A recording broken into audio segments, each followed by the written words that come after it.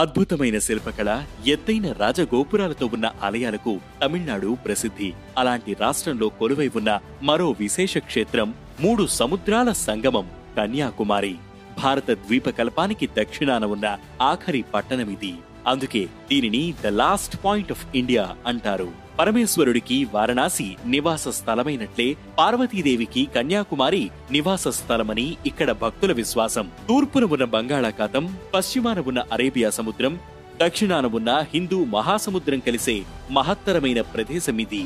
బంగాళాఖాతం అరేబియా మహాసముద్రాన్ని వేరు చేస్తూ హిందూ మహాసముద్రం ముందుకు చొచ్చుకుని వస్తుంది. చెన్నైకి 743 కిలోమీటర్లు, మధురైకి 250 కిలోమీటర్లు, తిరువనంతపురం నుంచి 90 కిలోమీటర్ల దూరంలో ఈ ఆలయం ఉంది. 3000 ఏళ్ల నాటి కుమారి అమ్మన్ ఆలయంలో పార్వతీదేవి కౌమార దశలో ఉన్న రూపంలో కన్యాకుమారిగా దర్శనమిస్తారు. ఈ విగ్రహాన్ని పరశురాముడు ప్రతిష్ఠించినట్లు స్థలపురాణం చెబుతోంది. ఇక్కడ అమ్మవారిని బాలాదేవి, కన్యాదేవి, దేవకుమారి అనే పేర్లతో పిలుస్తారు. 51 శక్తి పీఠాలలో కన్యాకుమారి ఒకటని, ఈ ప్రదేశంలో అమ్మవారి వెన్నుముక భాగం పడిందని చెబుతారు.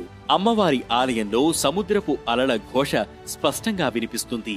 ఆ అనుభూతిని ఆస్వాదించేందుకు భక్తులు ఈ ఆలయానికి ప్రత్యేకంగా విచ్చేస్తారు. 3 సముద్రాల తీరాన ఉన్న ఆలయంలో ఉన్న మూల గంగా తీర్థంలోని నీరు తీయగా ఉండడం విశేషం. బలిచక్రవర్తి 100 మంది కుమారుల్లో పెద్దవాడు బాణాసురుడు. ఆ రాక్షసుడు ప్రజలను ఇబ్బంది పెడుతుంటాడు. లోక కంటకుడైన అతడిని సంహరించేందుకు పార్వతీదేవి భూలోకంలో ఓ రాజుకి కుమార్తెగా జన్మిస్తుంది. మానవ రూపంలో ఉన్న ఆమెకు శివుడు ఒకానొక సందర్భంలో ఎదురవుతాడు. తనపై మనసు పడిన కన్యను పెళ్లి చేసుకునేందుకు ఒప్పుకుంటాడు. బ్రహ్మ ముహూర్తమే వివాహ ముహూర్తం. ఈ విషయం తెలుసుకున్న నారద మహర్షి అమ్మవారు వివాహమాడితే బాణాసురుడి వధ జరగదని ఆందోళన చెంది ఎలాగైనా ఆ పెళ్లిని ఆపివేయాలనుకుంటాడు. లోక కళ్యాణం కోసం వారి కళ్యాణాన్ని ఆపేందుకు వేసిన పథకం ఫలించింది. ఆ తర్వాత జరిగిన పరిణామాలతో పార్వతీదేవి కన్యగానే బాణాసురుణ్ణి వధిస్తుంది. కాని శివుడితో వివాహం ఆగిపోవడంతో ఆమె కన్యగానే ఈ ప్రాంతంలో ఉండిపోయింది. అందుకే ఈ ప్రదేశానికి కన్యాకుమారి అనే పేరు వచ్చినట్లు స్థలపురాణం చెబుతోంది. కన్యాకుమారి గర్భాలయం తూర్పు దిక్కుకు అభిముఖంగా ఉన్న భక్తులకు ఉత్తర ద్వారం ద్వారానే దర్శనం జరుగుతుంది. అందుకు ఒక కారణం ఉంది. తూర్పు వైపునే అమ్మవారి దర్శనం ఉన్న సమయంలో అమ్మవారి వజ్రపు ముక్కు పుడక నుంచి వచ్చిన కాంతి సుదూరంలో ఉన్న ఓడకు కనిపించేది. దాంతో నావికులు తీరానికి వస్తుండగా సముద్రంలో ఉన్న నల్ల రాతి గట్టులకు ఓడలు తగిలి ప్రమాదాలు జరిగేవి. దాంతో తూర్పు ద్వారాన్ని మూసివేశామని చెప్తారు. సంవత్సరంలో అమ్మవారి మహోత్సవాల సమయంలో మాత్రమే ఈ తూర్పు ద్వారాన్ని తెరుస్తారు. అమ్మవారి దర్శనం అనంతరం భక్తులు ఇందిరా పాయింట్ కు వెళ్తారు. సముద్ర గర్భం నుంచి సూర్యోదయాన్ని, సూర్యాస్తమయాన్ని చూడగలిగే ఏకైక ప్రదేశమిది.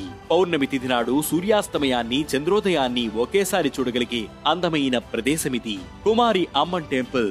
సముద్ర తీరంలో ఇసుక రేణువులు స్పష్టంగా కనిపిస్తాయి. ఇక్కడి సముద్రపు నీరు అంత స్వచ్ఛంగా ఉంటుంది. కన్యాకుమారిలో చూడవలసిన ప్రదేశాల్లో మరోటి వివేకానంద రాక్. 1892లో స్వామి వివేకానంద ఇక్కడ ధ్యానం చేయగా ఆ ప్రదేశంలో స్మారక కేంద్రాన్ని నిర్మించారు.